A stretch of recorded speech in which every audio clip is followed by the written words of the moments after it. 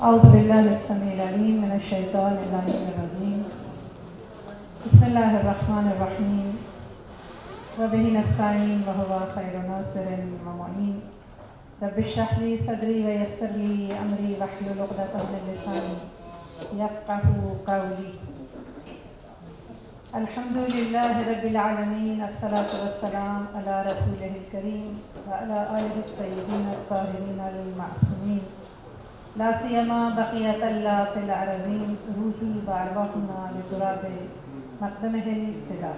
اما بعد، پروردگارہ تیری بارگاہ میں جتنا شکر ادا کرے کم ہے کہ تو نے ہمیں امت محمدی میں سے قرار دیا. بار اللہ تیرا شکر کہ تو نے ہمارے قلوب کو مرکز محبت محمد و آل محمد علیہ السلام قرار دیا. میں شکر گزار ہوں تمام منتظمین کا. شکریہ ادا کرتی ہوں کہ جنہوں نے موقع فراہم کیا کہ لب کشائی کر سکیں اس ٹاپک پر کہ جس سے گفتگو کرنا آسان نہیں ہے. ہم یہ دیکھتے ہیں کہ پیغمبر گرامی اسلام صلی اللہ علیہ وسلم جو کہ اسوہ حسنہ قرار پائے، اللہ رب العزت ارشاد فرماتا ہے وَلَكُمْ فِي رَسُولِ اللَّهِ أُسْوَةٌ حَسَنَةٌ، اور آپ کی سیرت طیبہ تمام انسانیت کے لیے نمونہ عمل ہے. اور میں یہ کہوں گی کہ جو بھی کسی بھی مذہب، رنگ یا علاقے سے تعلق رکھتا ہو، اگر سیرت مصطفی کو سمجھ جائے، اگر کسی بھی مذہب سے تعلق رکھتا ہے، وہ یقیناً اس کی پیروی کرنا چاہے گا. اگر ہم دیکھتے ہیں کہ پیغمبر اسلام کی نورانی حیات، آپ نے 63 ایئرز عمر مبارک پائی، اور اگر اس کو ہم 3 حصوں میں تقسیم کریں، پہلے 40 سال اعلان رسالت سے پہلے ہیں، جب ابھی لوگوں کو نہیں معلوم کہ اللہ کے رسول ہیں، اور اگرچہ وہ رسول تو تھے. اس کے بعد دوسرے 12 سال جب رسول کریم مکہ میں تشریف فرما ہے اور حمایتی کم ہیں، ساتھ دینے والے کم ہیں، دشمن زیادہ ہیں. اور تیسرا حصہ آپ کی زندگی کا آخری 11 سال ہیں جو آقا انعامدار نے مدینہ میں گزارے، کہ جب اقتدار بڑھ چکا ہے اور ساتھی زیادہ ہیں. لیکن ہم یہ دیکھیں گے کہ اللہ کے نبی نے حتیٰ وہ پہلے 40 سال جب ابھی لوگوں کو لا الہ الا اللہ محمد رسول اللہ کی دعوت نہیں دی، تو اپنے کردار اور اخلاق کا کلمہ پڑھایا. لہذا دشمن بھی ہے تو آپ کو صادق اور امین کا لقب دینے پر مجبور ہے. تو یہ سب کیا ہے؟ یہ آپ کی سیرت طیبہ اور پاکیزہ کی طرف ہم دیکھتے ہیں کہ وہ زمانہ کہ جب اللہ کے نبی کو رسول بنا کر جب بھیجا گیا اس دنیا میں، تو وہ زمانہ کیسا تھا؟ تاریکیوں کا عروج ہمیں دکھائی دیتا ہے، ظلم و ستم اپنے اوج پر دکھائی دیتا ہے،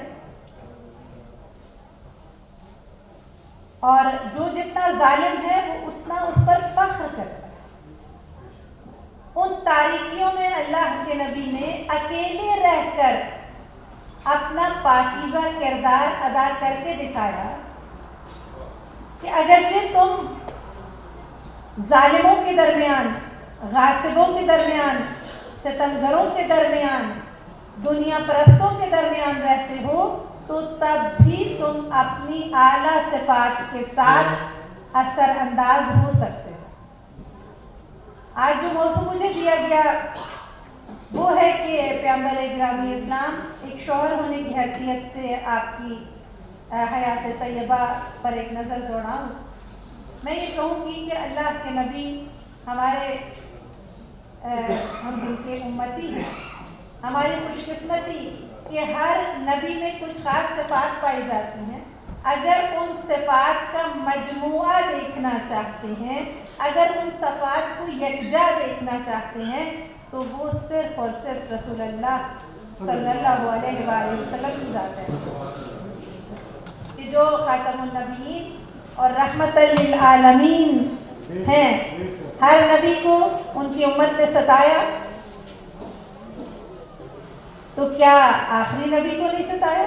लेकिन तारीख उठाकर देख लेते हैं कि अल्लाह से दरख्वास्त की अंबिया ने और हर उम्मत पर अजाब आया, और जब हमारे नबी की बारी आती है तो जुल्म और सितम की इंतहा ये है कि तारीख ये कहती है कि लोग पत्थर मार के लहूलुहान करते हैं, पापोश मुबारक खून से भर जाती है, कांटे बिखेरे जाते हैं, जुल्म की आंधियाँ चलाई जाती हैं, और फिर आवाज़ आती है कि हुक्म करके तो इशारा करके देख इनको तहवाला कर देंगे। तो क्या फरमाया? दुआ मांगी, इलाही कौम को चश्मे बसीरत दे, बेखबर हैं बेचारे, तू इन्हें नूरे हिदायत दे। बहरहाल ख़ानदान के हवाले से एक शौहर होने की हैसियत से हम देखते हैं कि अल्लाह के नबी ने अपने नूरानी कलाम में इरशाद फरमाया कि खैरुकुम लिअहलिही, तुम में से बेहतरीन वो है जो अपने ख़ानदान, अपने घर वालों के लिए बेहतरीन हो। और जैसा कि माशाल्लाह बहुत खूबसूरत अंदाज में सब ने गुफ्तगू फरमाई है, अल्लाह तबारक तआला अपनी बारगाह में कबूल फरमाए। लेकिन ये गुफ्तगू, ये तारीख़, ये हिस्ट्री बयान करने का मतलब क्या होता है कि हम इससे क्या लेकर उठते हैं। अल्लाह के नबी ने फरमाया, मैं अपने घर वालों के साथ सबसे बेहतर हूँ। और अगर हम इतने कम वक्त में, जबकि कहा भी जाता है कि थोड़ा सा टाइम है और टॉपिक ऐसा है कि जिस पे गुफ्तगू करने के लिए ज़ाहिर से हासिल गुफ्तगू अगर की जाए तो 1 घंटा भी कम होता है अगर खुलासा भी बयान करें। लेकिन चंद मिनट में इंशाअल्लाह मैं उम्महातुल मोमिनीन की ज़बानी जो इखलाक और किरदार बयान हुआ है नबी मुकर्रम इस्लाम सल्लल्लाहु अलैहि वसल्लम का, उसको बहुत मुख्तसर सिर्फ टाइटल वार बयान करूँगी कि आपकी ज़िंदगी में हमेशा नर्म पाई जाती, हमेशा मुस्कुराते थे और अदल व इंसाफ को हाथ से नहीं जाने देते थे, घर में हाथ बटाते हैं, अपने काम मामूली छोटे छोटे काम करने के लिए भी घर वालों को तकलीफ नहीं देते हैं, अपना जूता खुद गांठते हैं, अपना लिबास खुद जो है उसको टांका लगा लेते हैं, अब दरगुजर करते हैं। अल्लाह के नबी अपने घर में अज़वाज के साथ मोहब्बत के साथ पेश आते हैं, उनकी किफ़ालत, उनकी ज़रूरियात को खुद पूरा फरमाते हैं और हत्ता इल्मी गुफ्तगू में शरीक करते हैं। हम देखते हैं कि अज़वाज के इज़्ज़त नफ्स का बेपनाह ख्याल रखते हैं। अब हर टाइटल को अगर खोल कर बयान करना चाहूँ तो दामन वक्त में गुंजाइश नहीं है। अल्लाह के नबी हंसी मजाक करने को बुरा नहीं समझते। जब एक खातून आकर ये कहती है कि मेरा शौहर जो है मुझसे दूरी इख्तियार करता है और मुझे टाइम नहीं देता है, तो आपने उसकी मजम्मत फरमाई और फरमाया कि मैं अपने घर वालों के साथ वक्त स्पेंड करता हूँ, मैं उनके साथ ताल्लुकात रखता हूँ। इस्लाम रहबानियत की इजाज़त नहीं देता है और हलाल तरीके के साथ खुशगवार लम्हात को गुजारना हर इंसान का हक है। और पैगंबर अकरम ने इसको बयान फरमाया, वो अल्लाह के नबी जो इरशाद फरमाते हैं, अन्निकाहु मिन सुन्नती फमन रग़िबा अन सुन्नती फलैसा मिन्नी। लिहाजा इस चीज़ को प्रमोट किया गया कि इज़्दिवाज के ज़रिए से जो है वो पाकीज़ा नस्ल आगे बढ़े और इस तरीके से बहुत सारे गुनाहों से इंसान जो है वो बच सकता है। अल्लाह के नबी अपने अज़वाज को मुश्किलात में हमेशा सहारा देते और हत्ता सिर्फ उनका नहीं, उनके रिश्तेदारों का ख्याल रखते हैं, उनको दुआओं में शामिल रखते हैं, उनको हदाया भेजते हैं। बिलखसूस मैं बयान करूँगी उम्महातुल मोमिनीन में से पहली जनाब खदीजतुल कुबरा सलामुल्लाह अलैहा कि वो ऐसी शरीका हयात कि जब तक जिंदा रही रसूलुल्लाह ने दूसरी शादी नहीं की। और मुझे एक बात समझ में आती है और वो ये कि وہ معاشرہ تھا کہ جب 2-3 شادیاں عام بات تھی، کوئی عیب نہیں تھا. لیکن دوسری شادی کے لیے جو شرط رکھی گئی ہے وہ یہ ہے کہ مساوات رکھا جائے، مساوات کا خیال رکھا جائے. میں کہوں گی کہ جناب خدیجہ کبریٰ کے مساوی کوئی تھا ہی نہیں کہ جس کو رسول اللہ نام.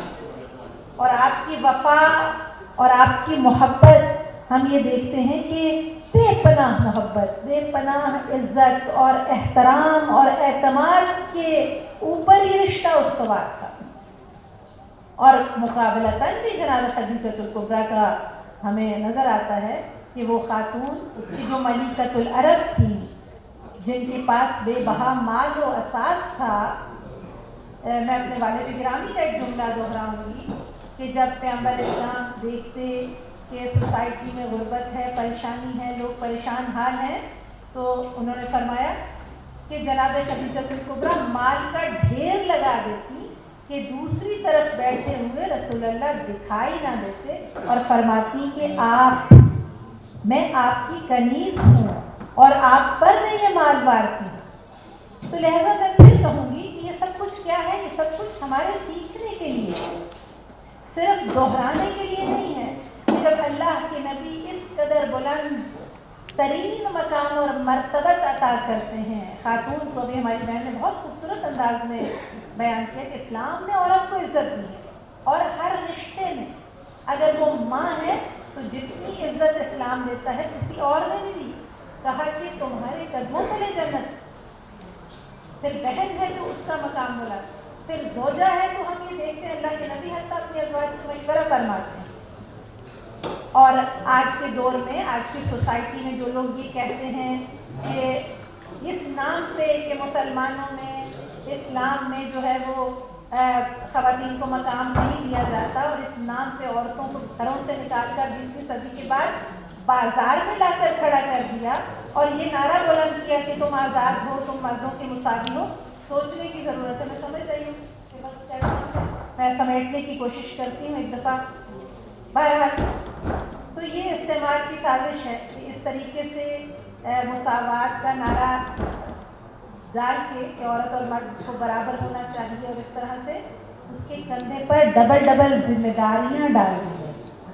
اسلام روکتا نہیں ہے جاب کرنے سے، جیسے کہ میں نے عرض کیا کہ خدیجہ کبریٰ بیوی بزنس وومن تھی، لیکن کس انداز میں، وہ خیر ایک ٹاپک الگ ہے، میں اس پہ صرف اشارہ ہی میرا خیال ہے کہ کافی ہوگا. بہرحال جب جناب خدیجہ کبریٰ کی رحلت ہوئی تو ایک آپ دیکھیں کہ شوہر ہونے کی حیثیت، اگر رشتے خوشگوار ہوں اور بنیاد دین، ایمان اور تقویٰ، ہم دیکھتے ہیں کہ رسول اللہ نے اس سال کو عام الحزن کرا. اور پھر اس کے بعد جب اچھے موقع آتے، جب اچھے کھانے بنتے، تو حتیٰ تہواروں کے مواقع پر حتیٰ جناب خدیجہ کبریٰ کی دوستوں کو بھی تحائف جو ہے وہ بھیجتے.